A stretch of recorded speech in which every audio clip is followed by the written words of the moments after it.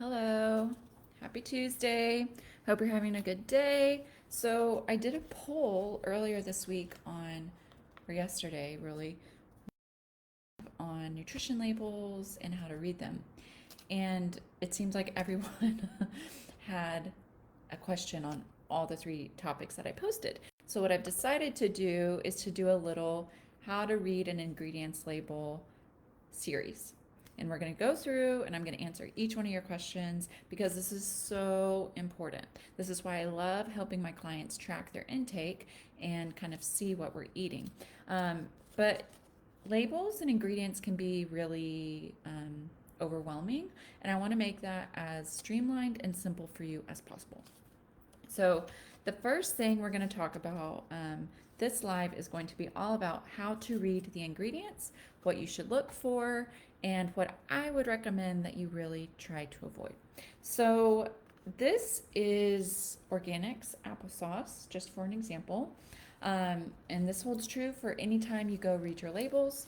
This is the ingredients section. So, again, we'll come back. I'll do another video this week about the nutrition facts here. But what we're going to talk about today are the ingredients. The first thing that you need to know with the ingredients list is that the first ingredient listed, that is the number one ingredient in that food by volume. So organic apples and this applesauce is the first thing listed. That is the top ingredient in here. There's more organic apples than anything else in this item, and that's a good thing. And so then it lists consecutively on what's highest in there. The second thing listed is organic cane sugar. And so the reason it's important to look at the order of things listed is, let's say you're buying something and it says healthy or low calorie or anything to try to get you to buy it. What I really want you to look at what's the first ingredient listed. It might be something like water, or it might be something like sugar. I'm sure there's a lot of applesauces where the first ingredient is not apples. It could be sugar or anything else like that. So that's one tip for you. The second tip: what types of ingredients should we be avoiding?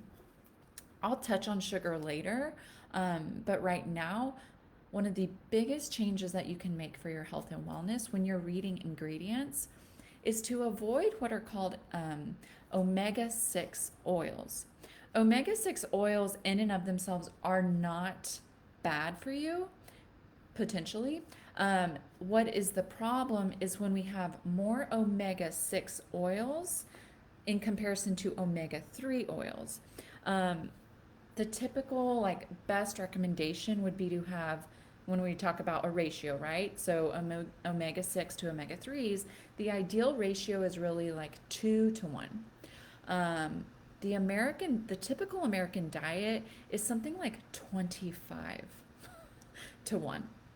And what do I mean when I say omega 6 oils, and why is it that way? It's because they're in everything. They are literally in everything.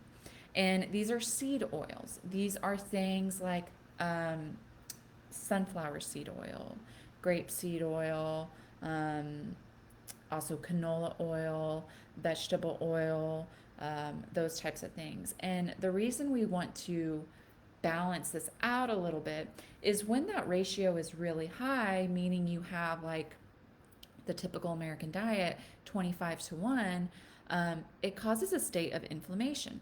That's where we see a lot of uncomfortable symptoms. And that's what I like to help a lot of my clients with, is incorporate this life where you're decreasing inflammation, decreasing your risk for disease.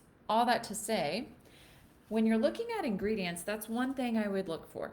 I would try to avoid inflammatory seed oils, things like, again, sunflower oil, grapeseed oil, canola oil, vegetable oil, hydrogenated oil. These things have been manufactured and they're really not that great for us, even in general.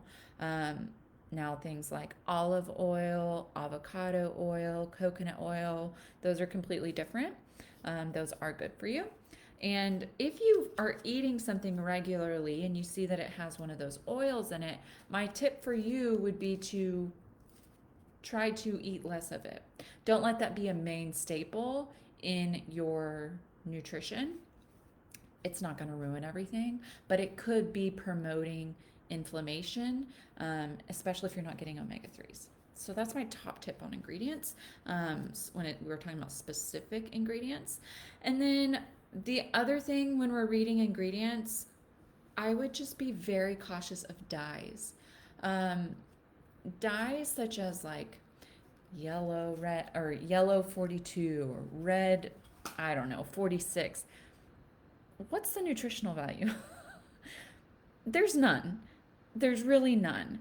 And if we're going to be doing things that to better our health, improve our lives, eating less of these things are going to make us feel better. Do you agree?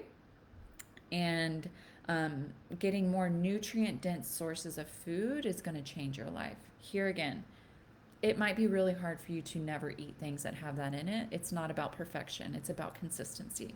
And one of the best ways to bring about change is to acknowledge where you are.